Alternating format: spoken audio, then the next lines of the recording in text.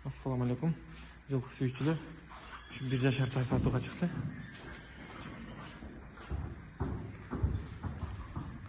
Атаз Орловский, энеси Алгичан деген. Бишкектен келди.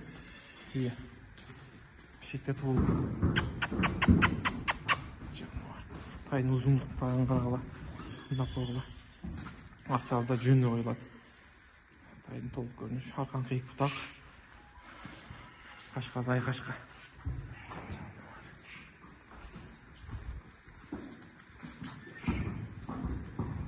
Тайдын толук көрүнүшү, узундугун карагыла. Тайдын цвети көк. Аркан сорлары.